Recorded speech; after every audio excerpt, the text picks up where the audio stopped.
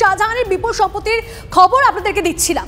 আপনাকে জানিয়ে রাখি, বিদ্যাধরী নদীর পাড়ে শেখ শাহজাহানের হ্যাচারি, নদীর পাড় বুঝিয়ে হ্যাচারি, পিন মার্কেট, কিভাবে নিয়মের তোয়াক্কা না করে নদীর পাড় বুঝিয়ে নির্মাণ, সব দেখেও কেন চুপ সেচ দপ্তর? কার ভয় মুখে কুলুপ সরকারি আধিকারিকদের? কি বলছেন সরবেরিয়ার আম জনতা? শাহজাহান শেখ কি প্রভাবশালী? শাহজাহান শেখ কতখানি প্রভাবশালী? ধামাখালির বিদ্যাধরী নদী পাড়ের এই নির্মাণই বলে দিচ্ছে সেই কথা। বিদ্যাধরী নদী, তার পার, এবং সেই পাড়ে তৈরি হচ্ছে এই নির্মাণ। এখন একতলা, ধীরে ধীরে তার যে তলার উপর তলা বেড়ে চলবে তারও কিন্তু চিহ্ন রয়েছে। সেখানে টিলা রয়েছে।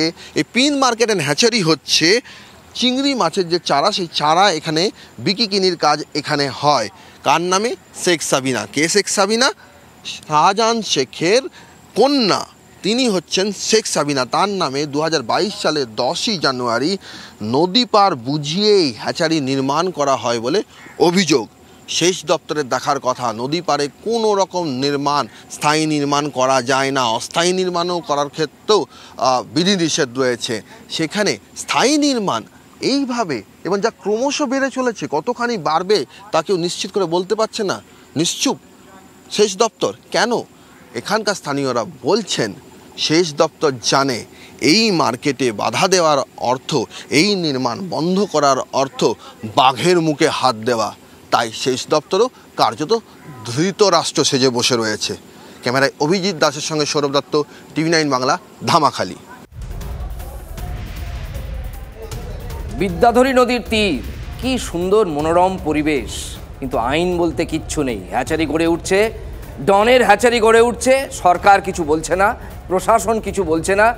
কোনোদিন আমরা না শুনি যে সুন্দরবনের খানিকটা অংশই বেচে দিয়েছে এরা। ম্যানগ্রোভ বিক্রি করে দেওয়ার কাহিনী আপনাদের আমরা শুনিয়েছি, দেখিয়েছি আমাদের নিউজ সিরিজে। একদিন হয়তো 10 বছর পর মানুষ জানতে পারবে যে সুন্দরবনের একটা অংশই এরা বেচে দিয়েছে এই দুর্বৃত্তদের জন্য। এনিওয়েজ, তার সাম্রাজ্যের ভেতরে একটু একটু করে ঢোকার চেষ্টা করছে TV9 বাংলা।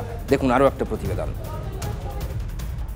শুক্রবার সকালে সরবেরিয়ার আকঞ্জিপাড়া মোড়, শেখ শাহজাহানের বাড়ি, এই এলাকাতেই ইডি আধিকারিক, CRPF জওয়ানরা রেশন দুর্নীতিকাণ্ডের তদন্তে হানা দিয়েছিলেন। শেখ শাহজাহানের খোঁজ। এখানে পরপর 3টি বাড়ি রয়েছে। প্রথম বাড়িটি শেখ শাহজাহান, আরেক ভাই, তারপর শেখ শাহজাহানের বাড়ি। এটি হচ্ছে 1 নম্বর বাড়ি, যে বাড়ির ভেতরে এই মুহূর্তে প্রথমে যেটা অভিজিৎকে দেখাতে বলবো, যে এখানকার যে লাইট, গলির যে লাইট, সেই লাইট কিন্তু জ্বলছে। অর্থাৎ সেই লাইট নেভানোর সুযোগ পর্যন্ত নেই। বাড়ির মধ্যে কিনা কেউ নেই, এবং এই মুহূর্তে তার বাড়ির সামনে যে তালা, যে কোলাপসিবল গেট, সেই কোলাপসিবল গেট এখানে তালা রয়েছে।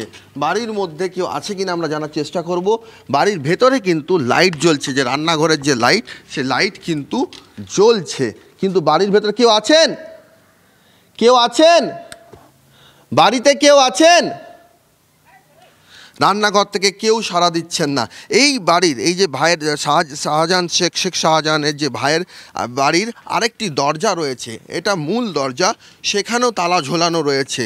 চটি পড়ে রয়েছে, বাড়ির বাইরের চটি পড়ে রয়েছে, তালা ঝুলছে। এখানেও কিন্তু লাইট জ্বলছে, কিন্তু বাড়িতে কেউ নেই। বাড়িতে কেউ নেই, বাড়ি জনমানবহীন, একজনও নেই। এবং বাড়িতে শুধু লাইট জ্বলছে না, বিছানার ওপরে একটি শিশুর খাতা, পড়াশোনার খাতা, লেখাপড়ার যে খাতা, পেন্সিল, সেইগুলোও পর্যন্ত গোছানো হয়নি। ওই অবস্থাতেই ফেলে আর সেটি চলে গিয়েছে। ওর বাড়ি তো হলুদটা, বাড়িটা কার? প্রথমটা ওর ছোট ভাইয়ের। ছোট ভাইয়ের পরের নীল বাড়িটা বড় ভাই। তারপরের বাড়িটা ওর।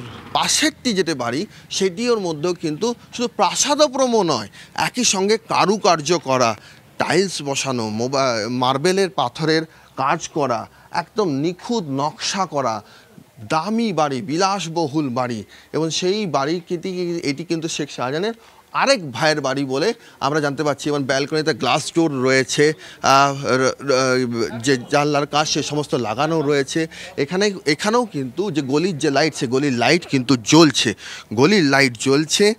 লাইট জ্বলার পাশাপাশি এখানেও বাড়ির লোকেদের যে চটি সে সমস্ত পড়ে যাচ্ছে, জুতো পর্যন্ত কেউ ঘরের ভেতরে ঢোকাননি, সেইগুলো বাইরে যে অবস্থায় ছিল সেই অবস্থায় রয়েছে। একটি মোটা তালা রয়েছে এখানে, সেই তালা এখানে লাগানো রয়েছে, মোটা তালাটি এখানে লাগানো রয়েছে, তার দিয়ে বাঁধা রয়েছে এই কোলাপসিবল গেটটি। এবং এখানেও কেউ আছেন? কেউ আছেন? কেউ আছেন? কেউ আছেন? কোনো সারা শব্দ নেই। প্রথম বাড়িটা আমাদের ডাক্তার ওনার বাড়ি, মানে ভাই, ওনারই ভাই? হ্যাঁ হ্যাঁ। পরেরটা আমাদের ওটা আলমগীর বাড়ি, রাস্তাঘাটের কন্ট্রাক্টরই কাজ করেন, ঠিকাদারের কাজ করে। হ্যাঁ। তারপরে হলুদ বাড়িটা ওটা হচ্ছে ওই শাহজাহানের বাড়ি। শেখ শাহজাহান। তার পিছনের একটা একতলা বাড়ি, ওটা হচ্ছে ওই ওনার মায়ের বাড়ি। এটাই শেখ শাহজাহানের মূল বাড়ি। এবং এখানেও কিন্তু তালা ঝোলানো, ভেতরেও কিন্তু এখানেও কিন্তু আলো জ্বলছে, সেই দেখা যাচ্ছে ভেতরে ঘরের আলো পর্যন্ত নেভানো হয়নি, সেই আলো পর্যন্ত নেভানো হয়নি। এবং এই বাড়ির যে এই দিকের যে দরজা রয়েছে সেই দরজাতেও কেউ আছেন কিনা আমরা জিজ্ঞেস করব। কেউ আছেন? কেউ আছেন? কেউ আছেন? কোনো সারা শব্দ নেই। এইটিও কিন্তু বিলাসবহুল বাড়ি, মোবাইলের টাইলস বসানো, দরজাতে নকশা করা, দামি কাঠের দরজা, সব মিলিয়ে প্রচুর খরচ করে কিন্তু এই বাড়িগুলি বানানো হয়েছে, তা কিন্তু একেবারেই স্পষ্ট। শুধু এই 3টি বাড়ি নয়, আরও 2টো বাড়ি রয়েছে, সেই 2টি বাড়িও কিন্তু জনমানবহীন, তারাও কিন্তু নেই। অর্থাৎ কোনো রকম কোনো প্রস্তুতি ছাড়া যে অবস্থায় ছিলেন চলে গিয়েছেন। আর এখান থেকে বোঝা যাচ্ছে যে তাদের কাছে কেউ বার্তা পৌঁছে দিয়েছে যে যত দ্রুত সম্ভব এলাকা ছাড়ো, কোনোভাবেই যেন কেউ এখানে না থাকে। তাহলে তারা এখন গেলেন কোথায়? কোথায় তারা গা ঢাকা দিয়ে রয়েছেন?